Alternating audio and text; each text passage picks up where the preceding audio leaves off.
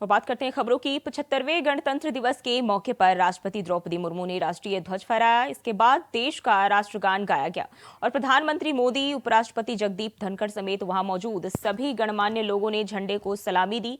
हम आपको दो तस्वीरें दिखा रहे हैं। पहली तस्वीर तब की है जब राष्ट्रपति परेड स्थल पहुंची थी, वहीं दूसरी तस्वीर राष्ट्रपति के ध्वजारोहण और झंडे को सलामी देने के दौरान की है।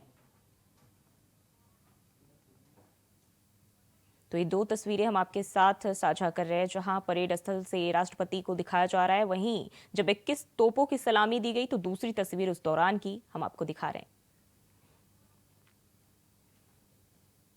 और दिल्ली में कर्तव्य पथ पर गणतंत्र दिवस समारोह में सांस्कृतिक प्रस्तुतियां दी गई। चलिए आपको ये भी दिखाते हैं।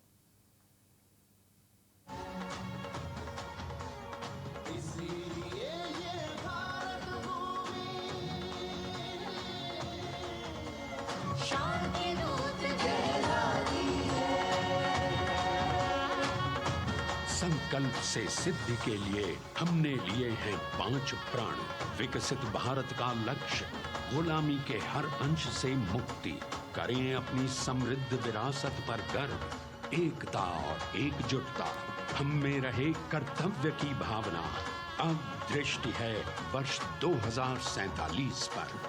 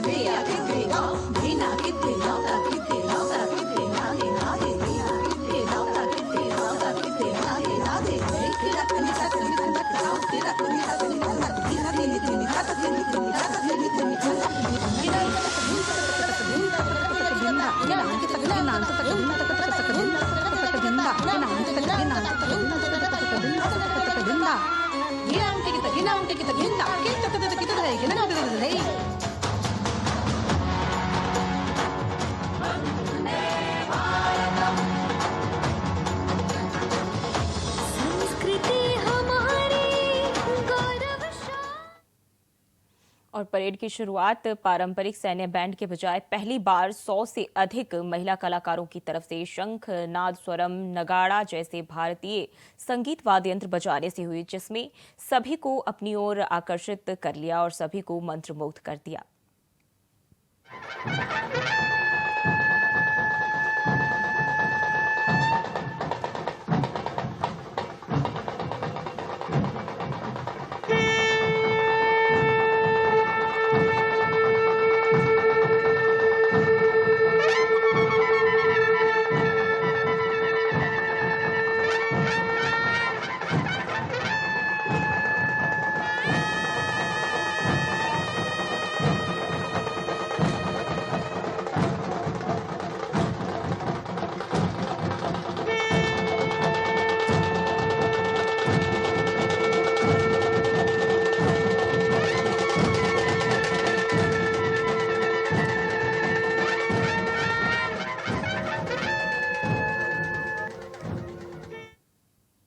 और हमेशा की तरह इस बार भी गणतंत्र दिवस परेड काफी शानदार रहा। यह हम आपको 4 तस्वीरें दिखाने जा रहे हैं, जिसमें पहली तस्वीर उस क्षण की है जहां गणतंत्र दिवस परेड में ऑल टेरेन व्हीकल टुकड़ी ने हिस्सा लिया। दूसरी तस्वीर टैंक T-19 भीष्म की टुकड़ी की है और तीसरी तस्वीर आपको दिखा रहे हैं जिसमें द राजपूताना राइफल्स की टुकड़ी ने हिस्सा लिया। इसके साथ ही चौथी तस्वीर को परेड में पहली बार महिलाओं की त्रिसेवा टुकड़ी जिसमें नारी शक्ति और आत्मनिर्भरता के विषयों पर प्रकाश डाला गया है।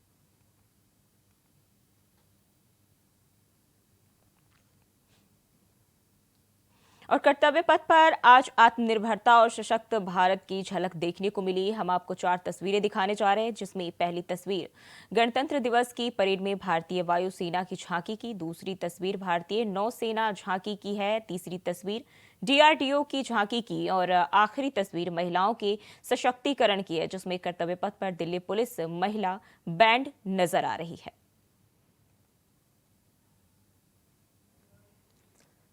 तो ये 4 तस्वीरें हम आपको कर्तव्य पथ से दिखा रहे हैं।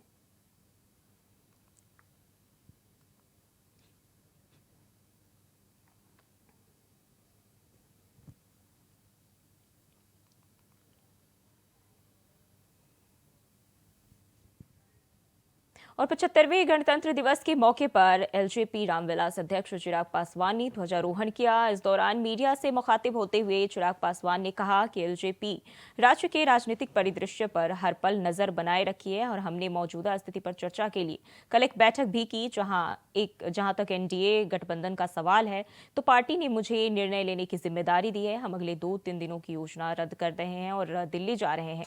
जो भी फैसला होगा एलजेपी और बीजेपी से एक साथ लेकर चलेंगे।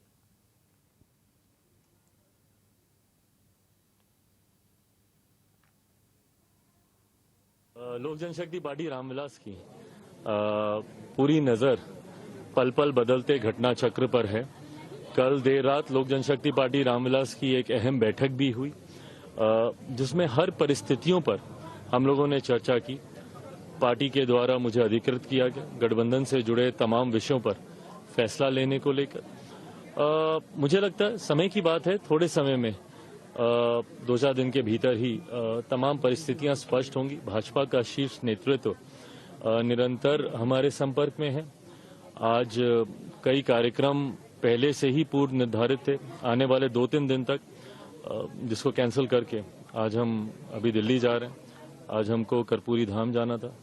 कर्पूरी ठाकुर जी को जो देश का सर्वोच्च सम्मान दिया गया है, जिसका सपना हम लोगों ने बहुत लंबे समय से देखा था, जिसकी मांग लंबे समय से न सिर्फ बिहारवासी बल्कि देशवासी भी करते आए थे, ऐसे में उनकी धरती पर जाकर नमन करने की इच्छा थी। अयोध्या से आया हूं, माता सीता के का आशीर्वाद लेने की भी इच्छा थी। ये तमाम कार्यक्रम आज के लिए निर्धारित थे, बट इनको कैंसिल करके दिल्ली जा रहा हूं। उम्मीद है 2-4 दिनों के भीतर परिस्थिति और स्पष्ट होगी।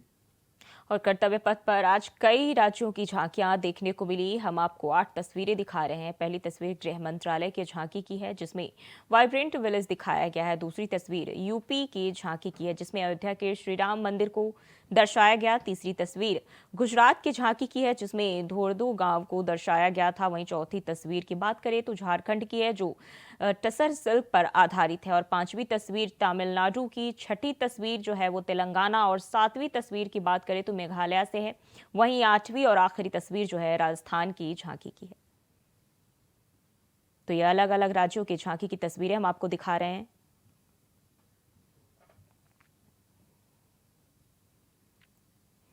वहीं 75वें गणतंत्र दिवस के मौके पर दिल्ली में बीजेपी अध्यक्ष जेपी नड्डा ने ध्वजारोहण किया। वहीं नागपुर में आरएसएस प्रमुख मोहन भागवत ने झंडा फहराया और चेन्नई में तमिलनाडु के गवर्नर आर.एन. रवि ने तिरंगा फहराया तो वो जयपुर में सीएम भजनलाल ने ध्वजारोहण किया। हम आपको ये 4 तस्वीरें आपकी टीवी स्क्रीन पर दिखा रहे हैं दिल्ली, चेन्नई, नागपुर और जयपुर से।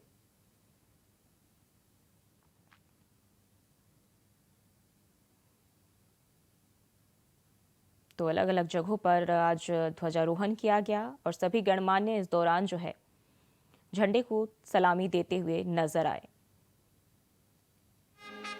75वें गणतंत्र दिवस के शुभ अवसर पर मैं अपनी ओर से और अपनी पार्टी की ओर से सभी देशवासियों को और यहाँ उपस्थित सभी भाई बहनों को गणतंत्र दिवस की हार्दिक शुभकामनाएं देता हूं।